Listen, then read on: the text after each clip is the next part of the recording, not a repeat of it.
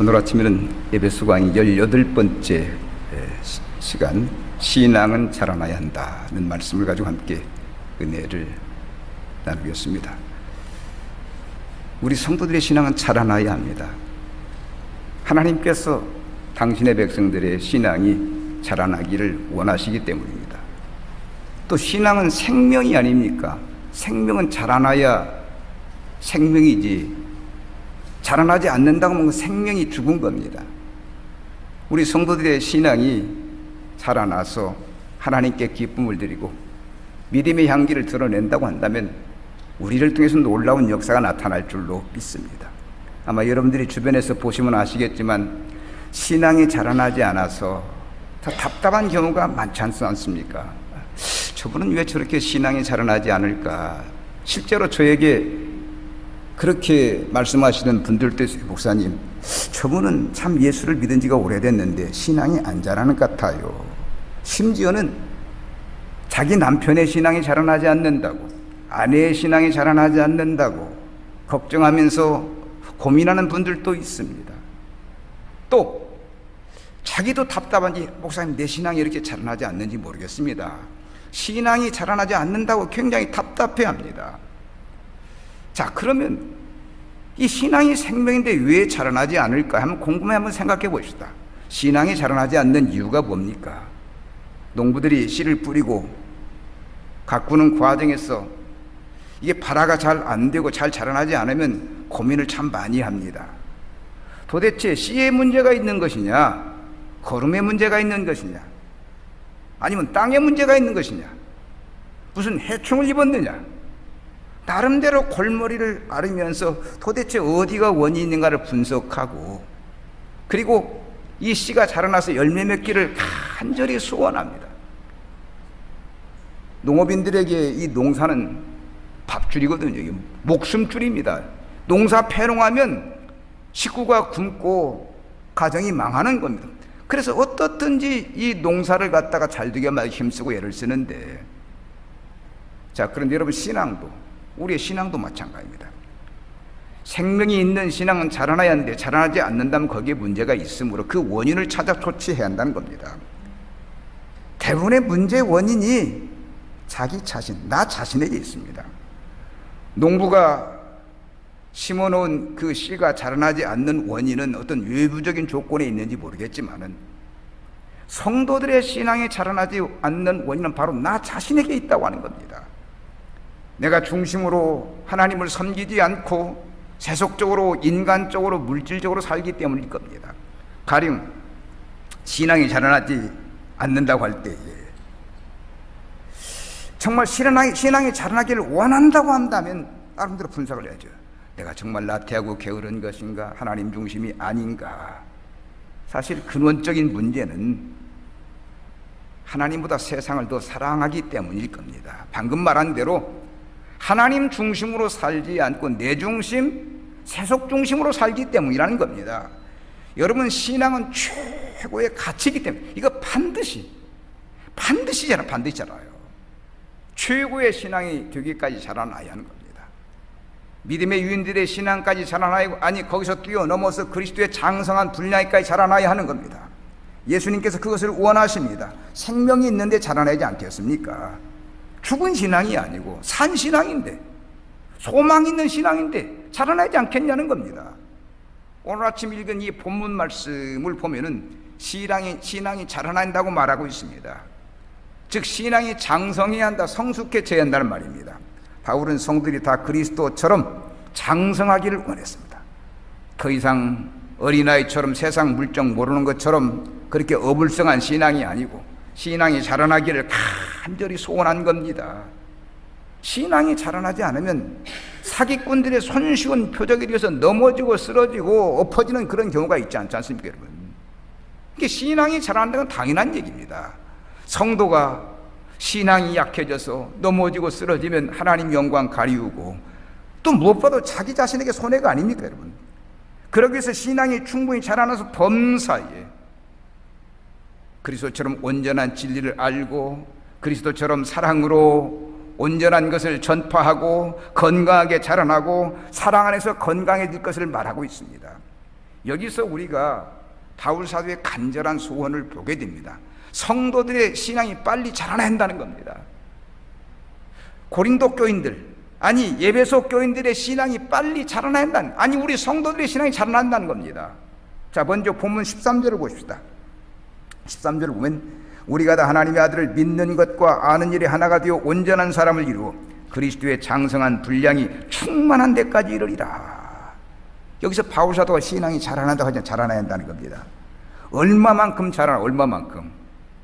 얼마만큼 그리스도의 장성한 분량에까지 자라나라는 겁니다. 완전한 성숙을 이루는 상태까지 자라나야 한다는 겁니다. 아, 이거 너무 욕심 부리는 게 아니야. 사람을 보고 얘기하지, 내가 그만큼 신앙이 자라날 수 있는 주제가 되는가라고 할지 모르지만 반드시 자라는 신앙이기 때문에 반드시 자라야 한다는 거예요. 그래서 우리 성도님들은 신앙을 갖는 그 순간부터 내 신앙이 하나님 나라 갈 때 계속 성장하도록 힘쓰고 애써야 한다는 겁니다. 그리스도의 장성한 분량까지 자라나야 하기 때문에 어느 수준에 만족할 수가 없습니다. 물론 신앙이라는 건 조금만 있어도 사람을 감동시키고 만족할 수 있습니다. 더더구나 요즘처럼 개인주의, 이기주의가 성행한 시대에 신앙을 가지고 산다는 많은 사람들에게 사랑받고 신뢰받고 존경받게 됩니다. 우리가 이것을 안다면 정말 인생을 살면서 그리스도의 정신으로 살겠다고 하는 다짐을 해야 합니다. 크림 전쟁 때 일입니다. 나이팅게일, 여러분 나이팅게일 아시지 않습니까? 이 나이팅게일이 어느 날 병실을 둘러보고 있었습니다. 부상병이 많은데 유달리 한 부상병의 그 신경이 쓰여서 쳐다보고 있는데 그 부상병이 물끄러미 이 나이팅게일을 바라보더니만 이런 얘기를 합니다. 당신은 나에게 그리스도입니다. 간호사님은 나에게 그리스도라고 하는 말을 한 겁니다. 아니, 얼마만큼 감격했으면 이 나이팅게일을 사람으로 본 거예요. 천사로, 그게 그리스도라고 한 겁니다. 정말 그 군인은 나이팅게일에서 그리스도의 모습을 본 겁니다. 여러분, 기독교 2000년 역사에 이런 유인들이 굉장히 많습니다. 성숙한 신앙 가지고 세상을 살면서 많은 사람들에게 이 사람은 사람이 아니라 천사다, 이게 하늘에서 내려온 사람이지 이게 보통 사람이냐 라고 할 겁니다. 제가 얼마 전에 그 인터넷에서 한 광고를 보았는데 소록도에 와서 한 40년간 그 봉사한 노르웨이 간호사가 한 분이 계십니다. 20대에 와가지고 이제 60대까지 한 40년을 소록도에 와서 그 나병 환자들을 돌보면서 봉사하고 은퇴하고 이제 고국으로 갔는데 그분을 광고를 하더라고요. 여러분, 소록도가 사람 살 수 있는 곳입니까? 물론 사람 사는 곳이죠. 그러나 꿈이 있고 자기 나름대로 희망을 갖고 있는 사람이라면 소록도 가서는 꿈표기가 어렵지 않지 않습니까? 그리스도 정신으로 와서 그곳에서 간호사로서 그 어려운 형제들을 돌보다 보니까 이 소록도 사람들이 이 간호사를 천사로 본 겁니다. 그런데 오늘 우리도 이렇게 남을 감동시키는 신앙의 수준에 이르러야 한다는 겁니다. 마치 나이팅게일처럼 그 노르웨이 간호사처럼 이렇게 남을 감동시키는 자리에 이르러야 한다는 겁니다. 그렇다고 성숙하게 되었다고 해서 다 잘한 건 아닙니다. 나이팅게일의 신앙이 다 잘한 거 아니고 간호사의 이 노르웨이 간호사의 신앙이 다 잘하는 게 아닌 겁니다. 거기에 머무르면 더 자라나고 자꾸 자라나도록 힘쓰고 애를 써야 한다는 겁니다. 우리 성도들이 신앙생활하면서 절대로 이 정도면 됐지, 이건 교만입니다. 이건 교만이에요. 내 정도 신앙이면 됐지, 이 정도면 교만이라니까. 이제 절대 만족하면 안 됩니다. 날마다 그리스도를 보면서 그리스도의 성품, 그리스도의 정신, 그리스도의 인격을 보면서 나도 어떻게 하면 저렇게 그리스도를 닮을 수 있을까 사모하면서 그리스도로 변해간다는 겁니다. 자, 여러분, 우리는 그리스도의 신부 아닙니까? 신랑 되시는 그리스도의 신부입니다. 신랑이 그렇게 아름답고 고상하고 위대하다고 한다면 그의 신부인 우리 성도들도 아름답고 고상하고 위대해야 한다는 겁니다. 항상 그리스도를 마음에 품고 살면 되는 거 아니겠습니까? 나도 그리스도처럼 아름답게 변하자. 나도 그렇지만 아름답게 살자는 겁니다. 빌립보서 2장 5절로 7절 우리가 잘 아는 말씀 있지 않습니까? 너희 안에 이 마음을 품으라. 곧 그리스도 예수의 마음이니 그는 근본 하나님의 본체시나 하나님과 동동김을 취할 여기지 않냐시고 오히려 자기를 비워 종의 형체를 가해서 사람들과 같이 되셨다고 했습니다. 그리스도는 자기를 낮추어 종의 형체를 가졌다는 겁니다. 거룩한 하나님이 죄 많은 인간 수준까지 낮아졌다는 것입니다. 그만큼 정말 그만큼 자기를 희생했다고 하는 얘기예요. 사실 이 수준은 우리가 도저히 따라잡을 수 없는 아주 높은 수준입니다. 그래도 우리가 믿음이 자라나기를 원하고 기도하고 소원하면은 이후에 주님을 만날 때 그의 신부가 되기에 합당할 만큼, 그가 그의 신부가 될 만큼 그렇게 자라날 줄로 믿습니다. 분명한 건 우리가 아무리 성숙하다 해도 하나님 보실 때는 부족할 뿐입니다. 그러나 그리스도를 닮기 위해서 우리가 힘쓰고 애쓰고 노력하면 하나님이 기뻐하시는 겁니다. 여러분, 하나님은 우리의 어떤 수준, 차원, 상태를 보시는 것이고 우리의 정성을 보시는 것 믿으시기 바랍니다. 그러므로 우리가 그리스도를 닮기 위해서 힘쓰고 애쓰고 최선을 다하면 되는 겁니다. 마치 부모의 심정에 똑같은 것이죠. 부모는 어린 자녀를 키우면서 이 아이가 언제 커서 재구실을 좀 하려나 하는 생각을 갖습니다.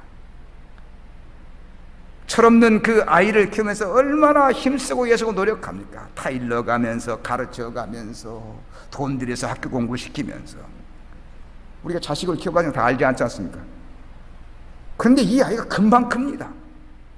금방 어른이 됩니다. 어른들이 뭐라 합니까? 아이고, 나누니까 참 빠르다. 나누니까 금방 성장해서 부모의 희생, 부모의 헌신을 알아보고 철든 짓을 하지 않지 않습니까, 여러분? 또 부모는 그것으로 흡족하게 생각하고요. 자기 부모를 섬기려 애쓰는데, 힘쓰는데 그걸 마다할 부모가 어디 있겠습니까? 그런데 하나님께서도 우리가 자라나기를 힘쓰며 최선을 다하면 그것으로 만족하신다는 겁니다. 그리고 감동을 받으시고 우리가 자라날 수 있도록 도움을 주시는 겁니다. 우리 스스로의 힘으로는 부족하지만 하나님이 도우시면, 주의 영이 도우시면 가능하지 않지 않습니까? 또 여러분 보세요. 하나님은 스스로 돕자를 돕다지 않습니까? 정말 하나님의 뜻대로 말씀대로 살기를 원하고 그리스도의 인격 담기를 원한다고 한다면 가능하게 만들어 주신다는 겁니다. 지금 교회마다 많은 성도들이 있습니다. 날마다 하나님을 기쁘게 위해서 예배하고 기도하고 봉사하고 그런 일들을 합니다. 그렇다고 해서 뭐 이거 누가 알아주고 돈을 주는 것도 아니지 않습니까? 그럼에도 불구하고 수고라는 이유가 뭡니까?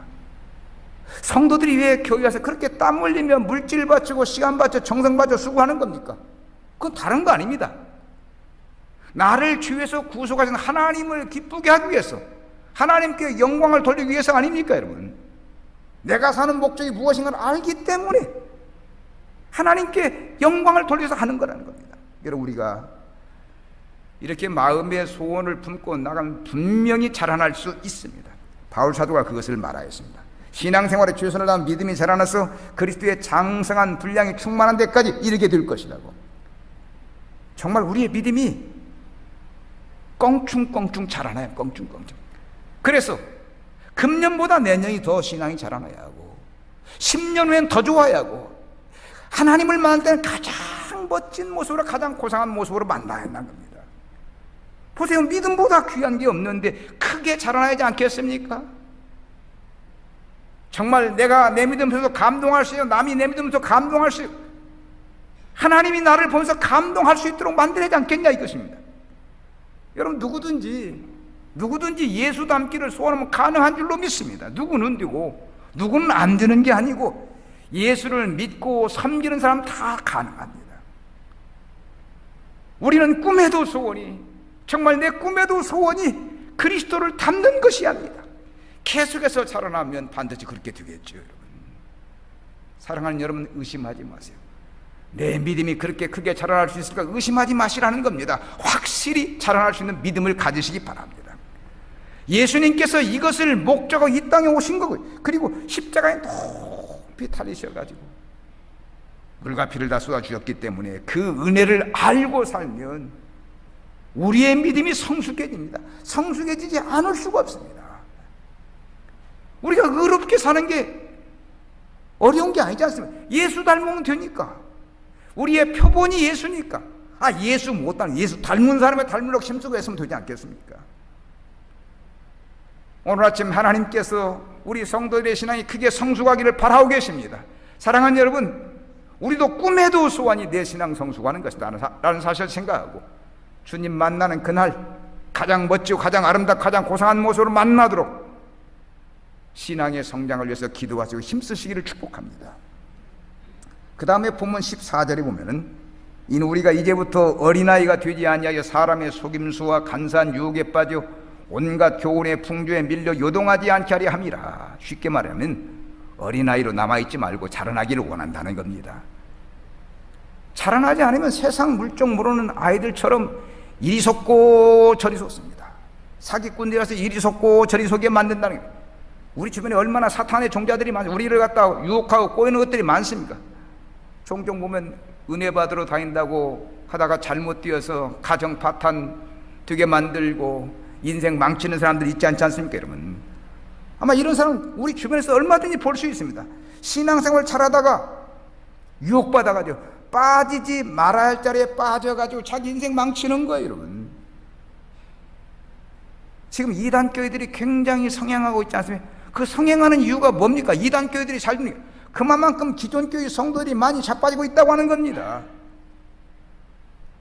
이단교회의 거의 대부분이 8, 90%가 기존교회에서 예수 잘 믿던 사람들이, 신앙생활 하던 사람들이.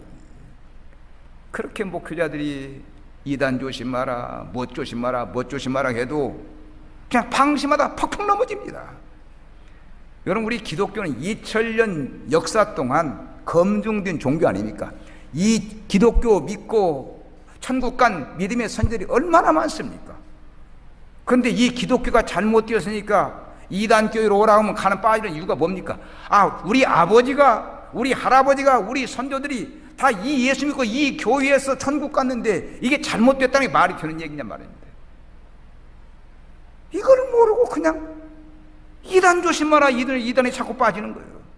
주님의 예언이 그대로 맞았습니다. 마태복음 24장 24절 이하에 보니까 거짓 그리스도들과 거짓 선자들이 일어나 큰 표적과 기사를 보여 할 수만 있으면 택하신 자들도 미혹하려. 보라, 내가 너희에게 미리 말하였노라. 그러면 사람들이 너희에게 말하되 보라, 그리스도가 광야에 있다 해도 나가지 말고 보라, 골방에 있다 해도 믿지 말라. 이게 무슨 말씀입니까? 마지막 때에 내가 그리스도라고 하고 유혹하는 자들이 많다는 겁니다. 우리 한국에도 그리스도가, 지가 그리스도라는 사람이 200여 명 있는 교회학자들, 이단을 연구하는 사람들이가 우리 한국에 그리스도가 200여 명 있다, 200여 명 있다는 겁니다. 조심해야죠. 주님은 마지막 때 말세 종말에 이단들이 많이 나타날 걸 예언하셨는데 조심하지 않다 빠지는 겁니다. 이게 다 어린아이 신앙 갖고 있기 때문에 신앙이 퍽퍽 자라나야 하는데 자라날 때 자라나지 못하고 그냥 어줍잖은 자리에 머물러 있다 보니까 이단들에게 덜컥 물려가지고 넘어지는 거 아니겠습니까? 성숙한 신앙이라면, 정말 장성한 신앙이 이게 진짜인지 이게 가짜인지 이게 똥인지 된장인지는 구분을 해야 하지 않겠습니까? 그렇지 못해서 가짜를 진짜라고 넘어지는 게 이게 말이 되느냐는 겁니다. 여러분, 이단 따라는 구원받지 못합니다. 천국 못 간다는 얘기입니다. 여러분, 누구든지 예수를 그리스도로 믿어야 천국 가는 것이지 가짜를 그리스도라고 믿으면 그 천국 갈 수 있겠냔 말입니다. 가짜 조심하셔야죠. 분명히 말씀드리지만 좋은 것일수록 가짜가 많다는 겁니다. 세계에서 가장 가짜가 많은 게 이 기독교입니다. 이 기독교. 그러니까 이들이 이 기독교 브랜드가 좋은 거, 최고의 가치라는 걸 알지는 않은 것 같아요. 이 가짜를 많이 만들어내는 겁니다. 사방팔방에 내가 진짜라고 유혹하면서 우리를 꼬이는데 조심해야 하는 겁니다. 참 이단들 수법 보면 기기묘묘합니다. 어떤 사람은 가짜인 줄 알면서도 가짜인 줄 알면 넘어지지 말아야 할 거 아닙니까? 제가 우리 교회를 개척하고 얼마 되지 않아서 한 자매가 우리 교회를 이렇게 나와서 이제 개인적으로 이제 교제도 하고 신앙적인 게 주고받는데, 이번에 한 분은 그러는 겁니다. 자기 친구가 이단 교회를 나가는데 자꾸 꼬인다는 겁니다. 한 번만 성경 구호 받아보라고. 그래서 안 가려고 했는데 간 거예요. 근데 가서 말씀들에 빠져버린 겁니다. 몇 달간 안 보이더라고요. 그러더니 한 번은 왔는데 이분이 그러는 겁니다. 목사님, 나 이단 교회에 빠졌는데 나오고 싶어도 못 나오겠다는 것만. 이 공과를 치고 나가면 막 남편을 갖다 요절낸다고 막 공과를 친다는 거. 이게 그 어떻게 빠져나가냐고. 내가 나오면 우리 남편에게 해가 있는데. 정말 이단은 이단이죠. 진리로 안 되니까 공과를 치고 위협하는 겁니다. 그래서 우리가 이단 조심해야 한다는 겁니다. 근데 이단들이 얼마나 이게 참 기기묘묘한지. 전문인 목회자들까지 유혹하고 뭐 평신도는 평신도라 해서 그렇다지만 목회자들은 신학교육을 받고 전무인들인데 어떻게 목회자가 넘어가냐는 겁니다. 실제로 통일교에 넘어가는 목자도 많고 여러분. 또 옛날에 뭐 다미성교 같은 데 넘어간 목사들도 많고. 그 이단들 설정 목사도 목회. 그래서 우리가 이 가짜를 갖다 잘 분석. 이 가짜는 포장이 멋지잖아요. 근데 제가 대부분에 보면 넘어지는 사람들 보면 이 욕심 때문에 넘어요. 욕심 때문에. 기독교 신앙은 하나님 섬기면서 하나님을 기쁘게 하나님을 영화하게 이게 전부예요. 오늘 아침에 제가 새벽에 말씀드렸지만 기독교 신앙은 거룩과 영광입니다. 거룩과 영광. 세상에서 거룩하게 자기를 구별하는 것이 하나님께 영광, 이게 신앙입니다. 거룩과 영광이 신앙인데 도대체 뭘 어떻게 하겠다는 것인지, 나만 예수 잘 믿고 나만 신앙 잘해서 복을 혼자 다 받겠다는 그런 욕심 부리다가 결국은 유혹에 빠지게 되더라는 겁니다. 여러분, 신앙의 이기주의가 마귀의 유혹을 다 빨려드는 겁니다. 그래서 우리는 신앙생활 욕심을 버려요. 교만을 버려야 한다는 겁니다. 신앙이 또 욕심 부린다고 되는 게 아니고요. 오히려 참된 신앙을 가지면 자꾸 자기를 비호해하고요, 자기를 버려야 합니다. 순수한 마음, 깨끗한 정신, 진실된 마음을 갖다가 자꾸 힘쓰고 있어야 합니다. 그래서 거기에 주님의 마음이 옷 입혀지고 성령이 역사하고 말씀이 덧입혀져야 아름답고 깨끗하고 귀한 사람이 되는 것이지. 우리 성도들이 무엇보다 바르게 진실되게 온전하게 힘써야 한다는 겁니다. 그러면 자신도 모르게 거룩해지고 경건해지면서 신앙이 자라는 거 아니겠습니까? 만약에 욕심을 부른다면 어떻게 해요? 욕심 부리면 어린아이 신앙에서 벗어나지 못합니다. 애들도 어려서는 욕심 참 많이 해요. 먹을 거 주어도 두 손에 주고도 막 욕심 막, 먹지도 못하면 욕심 부려야 해. 먹지도 못하면. 그러니까 이 어린아이처럼 성도들의 신앙도 버리고 주고 희생하고 헌신하고 비우고, 이게 신앙인데 뭘 얻겠다고 뭘 받겠다고 하다가 결국 넘어진다는 것입니다. 그래서 이 욕심을 빼려고 하면 빨리 신앙이 자라는 수밖에 없다는 겁니다. 자라나면 어제까지 욕심 부리던 사람들이 다 내놓습니다. 다 버려버립니다. 여러분, 여리고의 세리장 삭개오가 예수님을 만났을 때 그는 완전히 다 버려버립니다. 지금까지는 동족의 피를 빨아서라도 내 것 챙겼는데 예수님을 만나는 순간 그는 재산의 절반을 나눠서 가난한 자에게 나눠주고, 그리고 자기가 지금까지 잘못한 사람에게 4배나 갚았습니다. 4배나 갚았습니다. 예수 만나고 제대로 되니까 다 버리더라는 겁니다.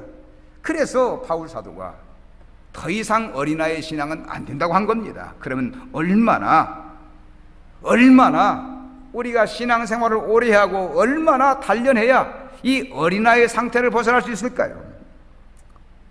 어떤 사람은 정말 평생 신앙생활을 이 어린아이 신앙을 버리지 못하는 성도들이 많아요, 여러분. 이게 얼마나 답답한 일인지. 남들은 다 신앙이 자라나서 성숙한 인격 가지고 고상한 성품 가지고 많은 사람들이 사랑받고 신뢰받고 존경받는데 그냥 혼자 욕심만 부리고 교만해가지고 말이에요. 인격이 턱스럽지 못해가지고 얼마나 사람들이 손가락질을 받는 사람이 많냐는 겁니다, 여러분. 이런 사람들은 교회 마당만 밟고 사람입니다. 예수 믿으면, 말씀 들으면 인격이 변하고 성품이 변하고 달라지는데 안 달라지는 겁니다. 아무튼 신앙이 안 자라는 거예요. 그렇게 교회 생활을 하고 말씀 듣고 기도하면서 자라나야 하는데 안 자라는 겁니다. 혹시 여러분 이 아침 정말 여러분 스스로 한번 반성해. 내가 정말 이런 사람은 아닌지, 왜 내 신앙이 자라나지 않지, 왜 내가 이 인격이 이렇게 불성산한지 한번 생각해 보세요. 또 어떤 사람은 평생 시험을 달고 신앙생활하는 사람도 있습니다. 여러분, 성도들과의 관계도 원만하지가 않고 조금만 상처만 넘어지고 쓰러지고 이 사람 저 사람 원망하고, 이게 얼마나 불성산한 것입니까? 이게 빨리 신앙이 자라나서 주님을 기쁘게 하는 수준에까지 이르러야 할 줄로 믿습니다. 여러분, 신앙이 성숙한 게 축복이에요, 여러분. 그래서 우리는 신앙 성장을 위해서 힘쓰고 애를 써야 한다는 겁니다. 혹시 교회에 와서 자꾸 시험 드는 사람이, 이 사람 보면서 시험 들고 저 사람 아직 신앙의 철이 덜 든 사람이에요. 시험 들면 교회 와서 시험들 유혹, 이 교회는 시험 드는 곳이 아니라 교회는 어떤 곳이에요? 은혜 받는 곳. 아멘. 교회는 은혜 받는 곳, 사랑 나누는 곳, 봉사하는 곳. 이런 곳이, 여기 와서 앞으로 보면 시험 들고 뒤를 보면 시험 들고, 시험 들 이유가 뭐 있냐는 겁니다. 혹시 주변 사람들이 왜 저 사람은 신앙을 잘하지 않을까 라고 하는 생각을 한번 해보십시오. 내 주변 사람들이 저 사람 왜 신앙이 잘하지 않을까. 아니, 또 여러분들 주변에 신앙이 자라나지 않는다고 생각하는 사람이 있습니까? 그러면 내 모습도 한번 보시기 바랍니다. 아직도 나는 어린아이 신앙이 아닌지, 주님을 기쁘게 하는 신앙은 아닌지, 우리는 자꾸 신앙이 깊은 단계로 들어가도록 힘쓰고 애를 써야 할 줄로 믿습니다. 깊은 단계에 들어가야 거기에 기쁨이 있고 감격 있고 행복이 있는 겁니다. 우리 신앙인은 돈 가지고 행복, 돈 가지고 명예, 오락, 그것까지 행복이, 영적으로 깊은 단계에 들어가야, 하나님 만나야, 천사들과 교제해야 거기에 기쁨이 행복이 있는 것인데, 그 방법은 신앙이 성숙한 방법밖에 없습니다. 이렇게 귀한 신앙생활하면 신앙이 자라나지 않으면 얼마나 문제가 많냐는 겁니다. 사랑하는 여러분, 정말 여러분들의 인격, 여러분들의 고상한 성품을 자꾸 이렇게 덧입혀가지고 하나님이 기뻐하는 신앙 되시고, 어떠한 바람에도 어떠한 시험에도 어떠한 유혹에도 넘어지지 않기를 주님으로 축복합니다. 교회 와서 은혜 받고 가세요. 은혜 받고 교회에서 사랑하고 가세요, 여러분. 마지막으로 본문 15절 16절에 보면, 오직 사랑 안에서 참된 것을 하여 범사에 그에게까지 자랄지라. 범사에 그에게까지 자랄지라. 그는 머리니 곧 그리스도라. 그에게서 온몸이 각마디를 통하여 도움을 받음으로 연결되고 결합되어 각 지체의 분량대로 역사하여 그 몸을 자라게 하며 사랑 안에서 스스로 세우느니라. 이 말씀, 우리는 그리스도 안에서 신앙이 건강하게 자라나야 한다는 교훈을 받게 됩니다.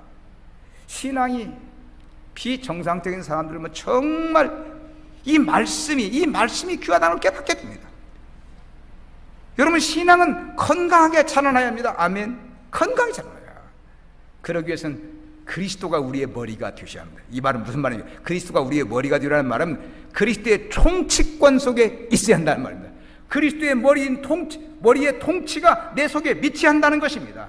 꼭 그리스도의 다스림 속에 빠져야 한다는 겁니다. 달리 방법이 없고, 그리스도를 가까이 하고 그리스도와 친하게 지내는 수밖에 없습니다.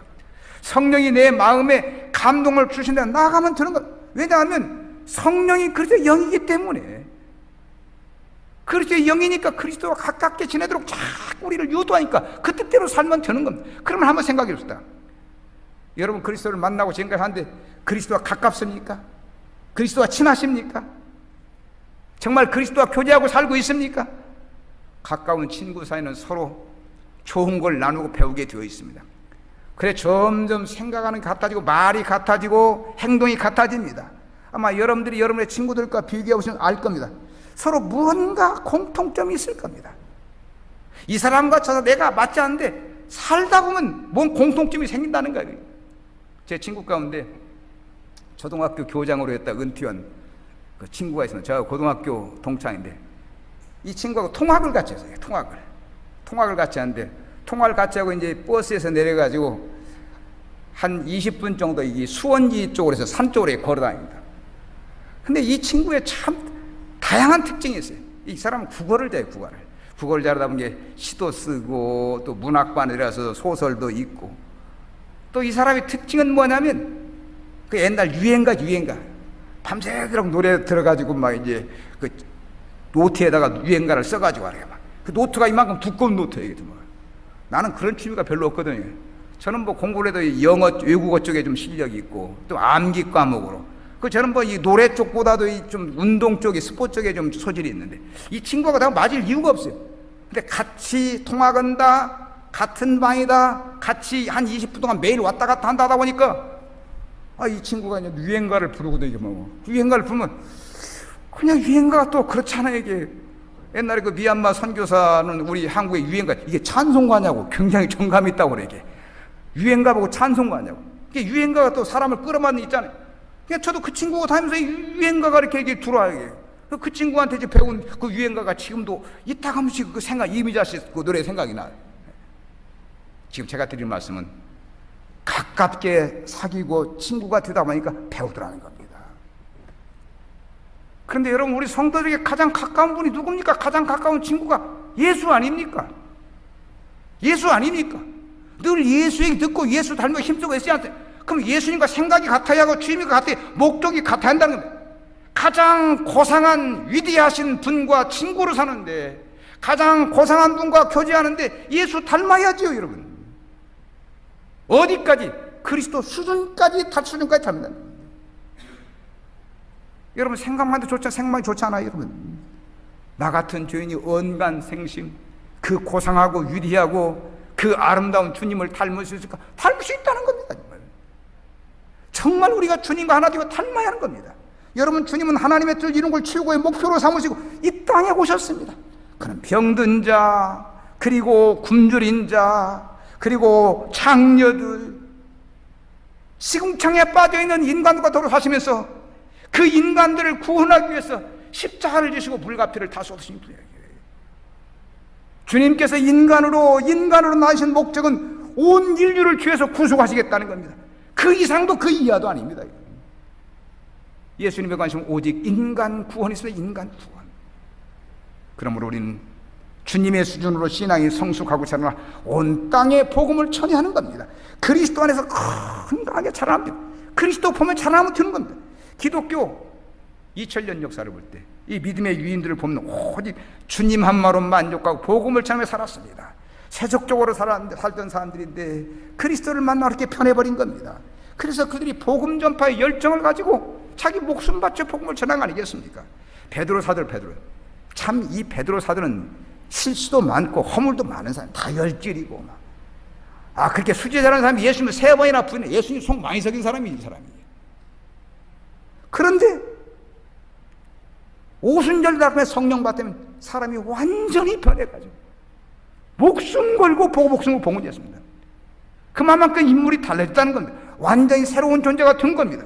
물론 이게 하루아침에 된 건 아니죠.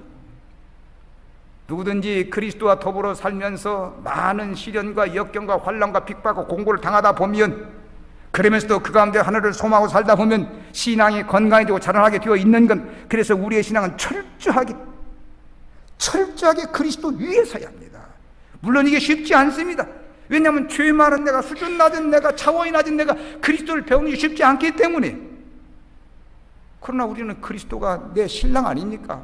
그리스도가 죽어 배워야지요. 요즘 반려견들, 개들 많이 키우시는데, 여러분, 개가 사람과 함께 살면 사람의 습성을 다 배워야요. 사람이 좋아하는 일, 배변 습관도 배워야 하고, 잠도 맞춰야 하고, 모든 게 다 사람하고 맞춰야 같이 살지. 지 맘대로 하면 이 개들이 어떻게 살겠습니까? 당장 내쫓아 쳐버리지 말입니다. 그래서 유기견들이 말 안 듣고 유기견들이 안 돼. 이렇게 말하면 또 안 주는가? 사랑하는 여러분, 우리가 무엇이 진리인지 아는 이상 그리스도를 통해서 많이 배워야만이, 그리스도가 원하는 게 무엇인가를 알아야 하고 날마다 그의 사상과 정신과 교훈을 배워야 한다는, 헛된 세상 바라면서 탐하기 때문에, 내 욕심, 내 교만을 앞세우기 때문에 신앙이 약해지고 그리스도를 배우기 어렵지. 그리스도만 바라보고 그리스도의 발꿈치만큼이라도 따라가기를 원한다고 한다면 결코 어려운 일이 아니라는 겁니다. 우리가 어렵다고 하면 어떻게 예수와 사귀고 예수와 더불어 살겠습니까? 사랑하는 여러분, 주님께서 우리와 함께 살자고 당신의 피로 깨끗하게 거룩하게 씻어준 거 믿으시기 바랍니다. 세상 사람들은 부귀 영화가 소원이겠지만 우리의 소원은요, 정말 우리의 소원은, 꿈에도 소원은 저 영원한 나라에 가서 하늘 기업받고 영생복락 누리는 거 아니겠습니까? 그렇기 때문에 이 땅에 살면서 그리스도를 배워야 하고 그리스도의 정신 교훈 속에 따라야 하고 그 수준까지 자라나야 한다는 겁니다. 정말 여러분 그리스도를 잘 배우세요. 그리스도가 전부인데 잘못 배우면 신앙이 엉망이 되는 겁니다. 중요한 건 우리가 그리스도 안에서 건강하게 자라도록 힘쓰는 겁니다.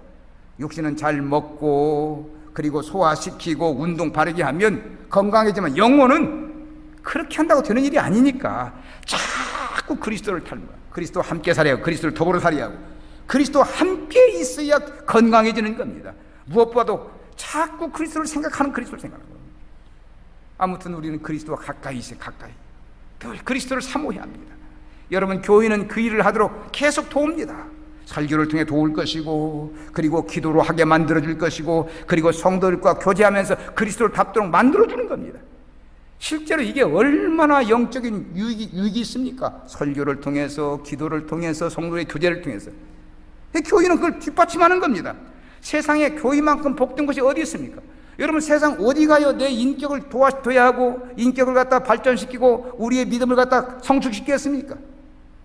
정말 이 교회가 좋은 곳입니다. 할렐루야. 이 교회가 좋은 곳이에요. 우리 성도는 이 마지막 때에 교회 생활 잘 하도록 힘쓰고 애를 써야 할 줄로 믿습니다. 이 교회가 잘 되어야 이 교회가 부흥해야 이 교회가 발전해야 내 신앙도 장성하고 내 가정도 내 자녀들까지 다 잘 되는 게 바로 여기에 있다. 우리가 교회를 거룩한 곳으로 아는 이상 우리의 순수한 것, 우리의 정신, 우리의 모든 것 다 바칠 때에 정말 그리스도의 정신처럼 아름답고 고사하고 귀하게 될 줄로 믿습니다. 바울 사도는 오늘 아침 우리에게 신앙이 장성하기를 원한다고 했습니다. 철없는 듯이 하지 말고 그리스도 배워서 성숙하게 자라나고 말씀하고 있습니다. 이 아침 우리 성도들 모두 정말 그리스도가 꿈에도 그리던 그 그리스도가 나의 구주인 걸 다시 한번 확인하시고 여러분의 신앙이 그리스도처럼 크게 장성하시기를 주님의 이름으로 축복합니다. 기도하겠습니다.